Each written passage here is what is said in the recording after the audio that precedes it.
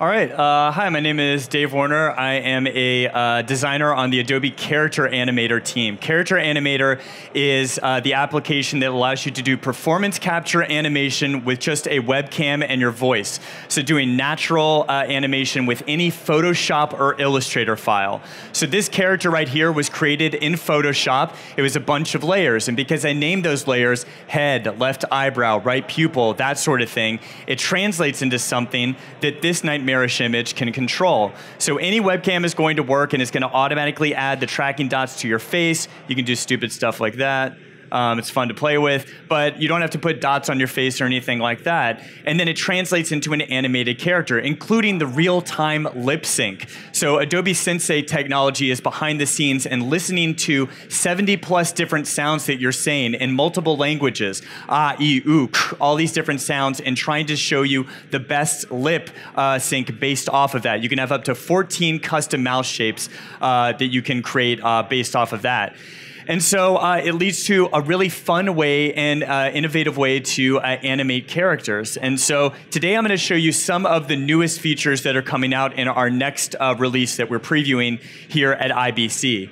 So you might see a character like this and say, that looks really nice. I would love to animate a character like this, but I can't draw like that. I'm not a good artist, or I draw stick figures or whatever. That used to be a valid excuse, but not anymore. Currently, we've added a bunch of features that help you get started with Character Animator. One of those is called Characterizer. This was previewed in the past as something called Project Puppetron. We showed it at Max, Adobe Max Conference Sneaks last year.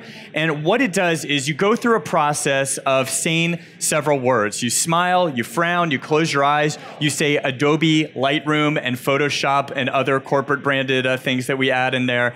And once you do that, you get this beautiful disembodied head that shows you all these different faces.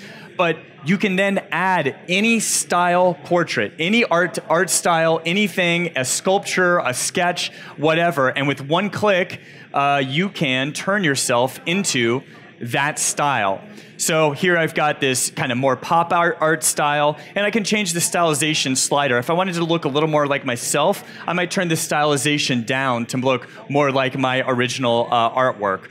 Sculptures work really well too, so you could take, you know, something that's made out of bronze to look something like that, or maybe stone texture, something along those lines. And you can play around with all of these parameters. So if I want it to be a little more exaggerated in the forehead, for example, I can start to bump some things up and really get a bunch of diversity out of just a single face. So now if you have a face, you can create an animated character. Even something simple like a sketch, a really quick napkin sketch, creates a really interesting looking hand-sketched character. Same with oil paintings. Those look really nice as well. Kind of get that textured feeling. And again, if I want to have more of the original artwork stylization, I just turn that slider up and I start to get more of that depth and shadows that are there.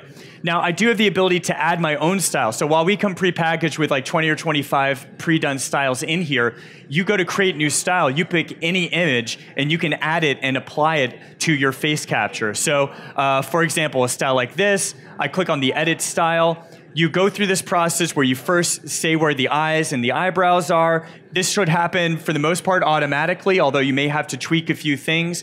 You move to the next step. It's a simple masking where you say, here's the hair region, here's the head region, here's the neck and clothing.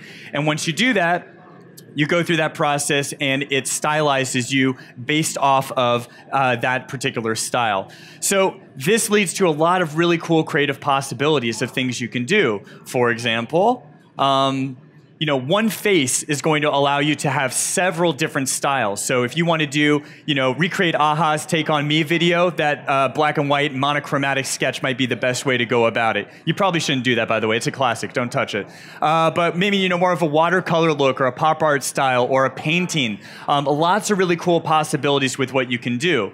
The Van Gogh Museum is really close by, and luckily he painted like 30 self-portraits of himself, so that leads to a lot of really great stylistic possibilities. So this was taking my face, importing these as individual styles, giving myself a little bit of a beard, and it's really awesome to see like all the little brush strokes and the liveliness of it. It feels like these paintings are starting to come to life and become animated characters. The currency in your pocket, take a picture of it, and you've got an animated style that you could use for your characters, so kind of that crosshatch style look. I look around all over the place, and I'm starting to see portraits and art styles, and I take pictures of them or save them because I think they'll be good to use in Characterizer. Even a sculpture, even like a claymation style character, a clay animated style character. That character was made out of Sculpey modeling clay. Use that as a style, and I turned myself into more of a stop motion clay style character. So it's a lot of fun to play around with multiple things, not just flat art styles, but sculptures, clay, a bunch of stuff like that. I've been experimenting with my own styles too, just doing quick little sketches and drawings and paintings and digital illustrations and seeing how they look. So it's really fun to try, drawing something, a portrait in your own artwork style or a friend who's good at art, and then put that together with your face and see what you come up with. Of course, it's great for really dumb little special effects tricks that you can do. So you snap your fingers and you turn into, a paper face, or you have a painting talking back to you like you might expect in a Harry Potter movie or something like that. So there's a lot of really interesting creative possibilities that this allows you to do. And then it's great for kids too. That's my 7-year-old kid, Cameron. He loves playing around with it, trying different styles. And if he wanted to go online and I wasn't comfortable with showing his face out there to the rest of the world, I could stylize it and turn it into something where I might feel a little bit better when he does a LEGO Worlds Twitch video game stream or something like that, showcasing with his friends. He's 7, he's not into that stuff yet, but he'll get there eventually. So it's a really great first way to get started with Character Animator. I mean, these are not, going through the process of a Photoshop file and having to add all these filters to individual frames. Instead, it's just something that you do in just a few minutes. I mean, this is something I created in 5 minutes. I put together my face, I added a texture. You can synthesize the head turns as well. I can do a frown. That's my Tommy Lee Jones impression. It's pretty good, I think. I'm working on it. So there's a lot of really cool possibilities that you can integrate with this. So that's the first way you can say, get started with Character Animator. But the second way is we have a bunch of free template example puppets that you can use. And so this runs the gamut of all of the different styles and features that you can do. So we have a whole physics system over here, and this chicken that you blast into boxes shows you that, or a Medusa character that I'll show a little later, or a particle system, or head turns. There's a ton of examples here, and you can pick them apart, swap in your own artwork, try things out. This is the best way to get started with characters. And there's even a little see more link if that's not enough. We have like over 50 to 75 characters that are free for you to download and play with and manipulate however you want. One of my favorites is this one, Sticky. This character is like a stick figure type, and it's got some nice little head parallax there. So as I move my head, it's turning its head a little bit. But we have these control panels that you can set up, and if I tweak these a little bit, I'm going to just change his hairstyle, and let's turn me into a female now. Probably don't want a mustache. Let's have a mustache. Why not?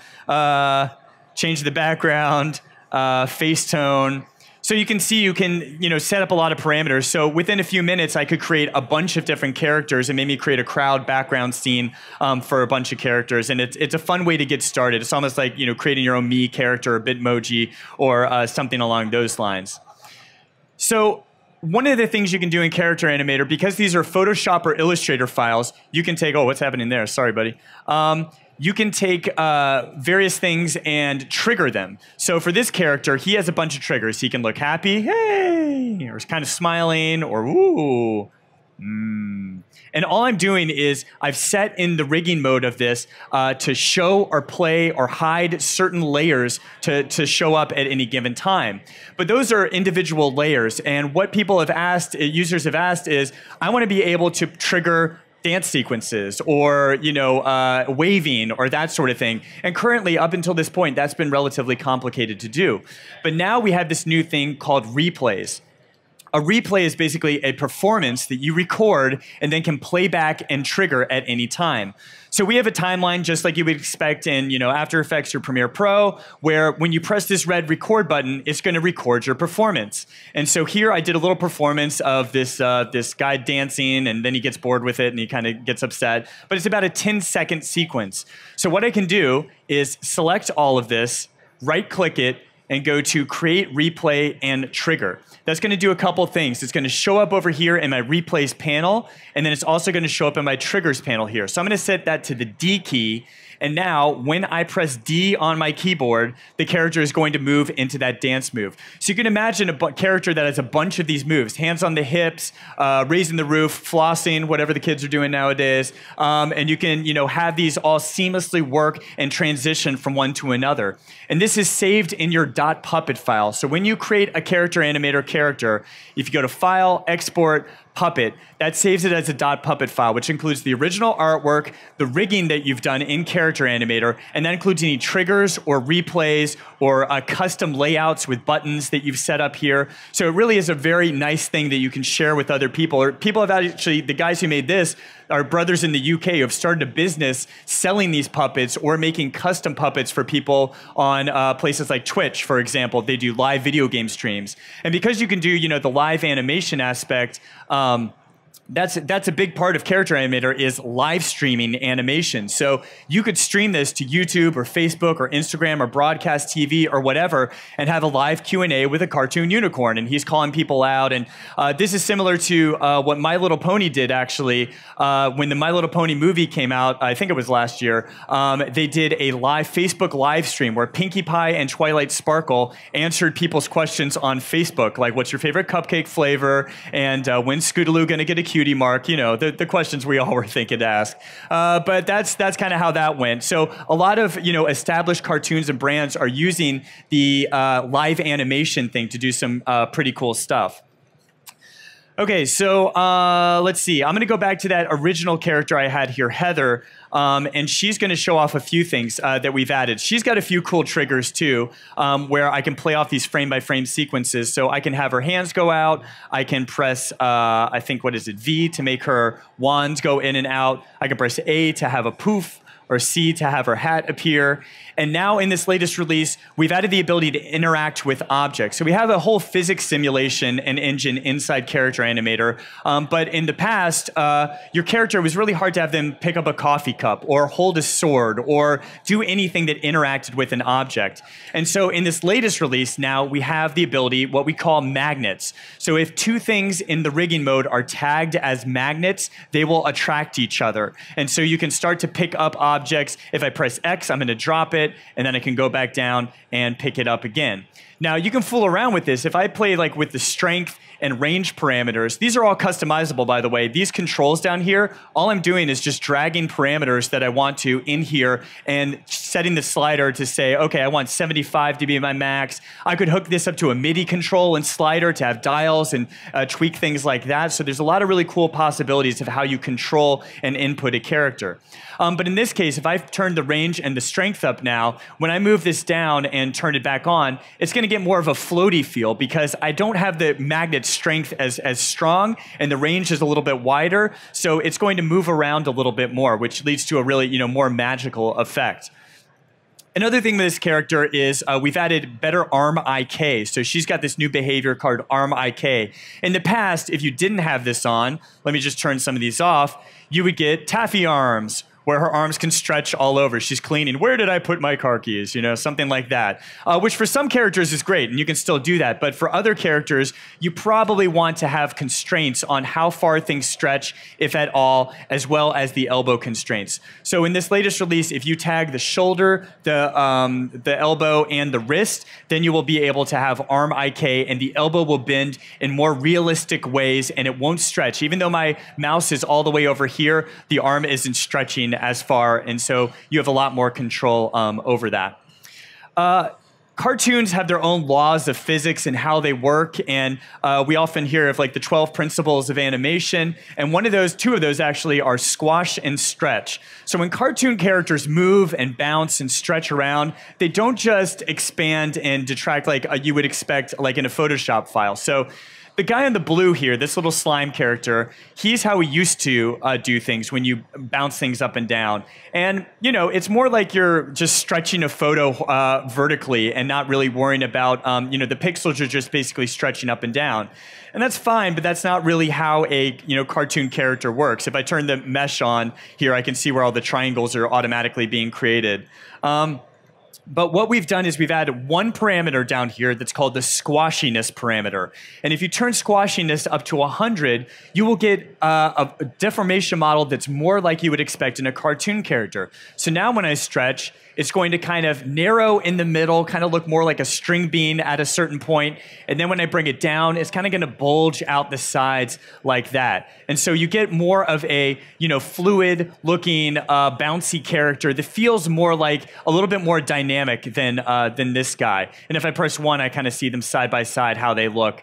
And it just works a little better. So that's just a parameter you set, and then you don't have to worry about it. It's just something that as your character moves or as you're moving things around, it'll automatically just start working and looking pretty good.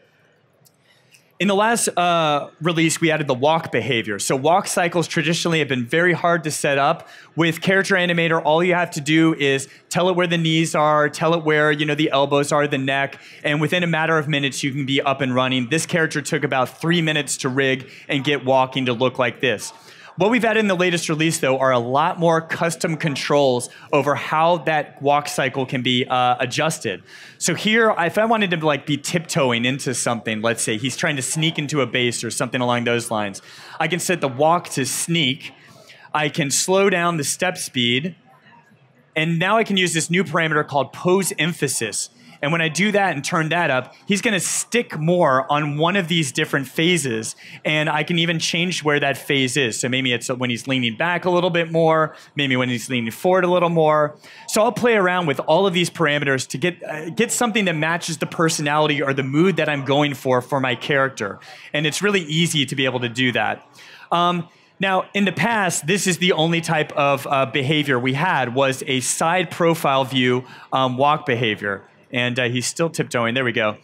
But normally cartoon characters, when they're talking and walking, they don't talk like this. Hey, how's it going? I'm doing great. How are you? Normally, they are more three-quarter view talking, and they're facing the camera a little bit more. And so for this in this release, we've added the ability now for three-quarter views. So here's why we used to support side profile. Now we have more of a three-quarter view. The nice thing that the three-quarter view allows is a little bit more sway in the shoulder and the hips, and that is a parameter that you have control over. So if I turn this way up, I forewarn you, this is going to look terrible, but this is how it looks. Okay, so there's the shoulders. Let's do the hips at the same time. Yeah, work it. It's looking good. But you get the idea, right? That's taken to an extreme, but I'm going to turn that down. And when it's at 40%, it looks a little bit better. And you start to get a little bit more dimensionality from a flat Photoshop file to something that looks a little bit better. We've added a ton of UI improvements in this latest release. Here's a Medusa character that I believe, what is the button? Oh yeah, that's it. You're all turned to stone now. I apologize for that. But this character, I wanted to show off a few features. So first, the history panel. We save every single step that you take in the process of creating a character. So anything you do, don't worry about messing up. It's a step that's saved. But sometimes it's like, well, where was that time that I just added the snakes to the head? Or you need to go back. And we've added this thing called bookmarks, where if you click a bookmark, it basically saves a point in time and allows you to easily go back. You can name it whatever you want. So when I start my demos, I go to my demo ready bookmark. It resets all the parameters, so I know I'm back at square one. And if I really messed up, I go to show auto bookmarks, and that'll show all these auto save versions that we have. So you never have to worry about losing anything or making sure you're always worried about saving a new version. You just need one file, and we've got everything covered behind the scenes. The second thing that I wanted to show in terms of UI is the work area bar. So this Medusa character, let's go back to her. Just like in After Effects and Premiere, you have a work area bar, so I can dig in here and keep looping and playing back on a particular section. I can zoom in a little bit here to see, you know, the audio track. Maybe I right-click this woo sound and change it to an F mouth shape instead. the automatic lip sync works really well most of the time, but sometimes you may want to exaggerate a certain mouse shape or edit something that didn't quite come out right, and you have frame-by-frame precision to go in and edit inside the timeline. And there's a few other things, but I'll stop there for now and basically say that Character Animator is being used for a ton of things that are out there. We've seen a tremendous surge in the past couple of years. From The Simpsons used it for their Homer Live episode, The Late Show with Stephen Colbert, Showtime's show Our Cartoon President is using Character Animator for everything. The Teenage Mutant Ninja Turtles did a Comic-Con VR experience where they used NDI to bring the Turtles into a VR Unreal Engine experience. My Little Pony, as I mentioned earlier, and countless others. So it's becoming more and more of a vital part of the animation toolbox, particularly as times are coming quicker to, hey, we need an animation for social media. Once you have a character rigged, it's a lot easier to just act it out and perform and get it up there. And that's the best part, is how it works with all the existing tools that you already know how to use. So you're not learning a new drawing tool to create characters. You're using Photoshop and Illustrator, programs you might already know. You do the animation in Character Animator, and then you can either stream it out live, you can export a video to Adobe Media Encoder, or the thing I do the most is dynamic link it into After Effects and Premiere Pro. So these characters can show up with alpha channels, with everything, and show up in a scene where you can add foreground, background, explosions, whatever you want.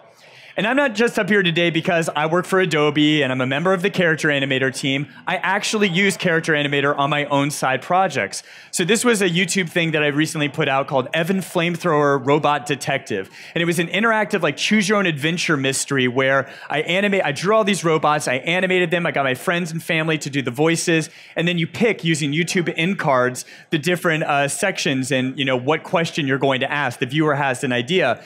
And I uploaded 190 videos to YouTube to make this thing work. If I tried to do that with traditional animation methods, that would have taken way too long. I wouldn't know what I'm doing. It wouldn't have looked as good. And with Character Animator, I was able to really quickly iterate and create multiple branching storylines, and it really worked out. So if I can do it, anyone here can do it for sure.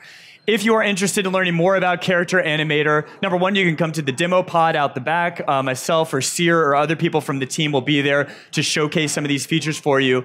That's the place to go. There's websites above for online tutorials and free example puppets. Yes, take a picture. That's a good thing to take a picture of. And also my information, if you're interested, if you have run into problems ever, your puppet's head's falling off or something like that, feel free to write me. I'd be happy to help out. Carl's coming up next to talk about After Effects. All right, so stick around for that, and thank you. Enjoy the rest of your IBC.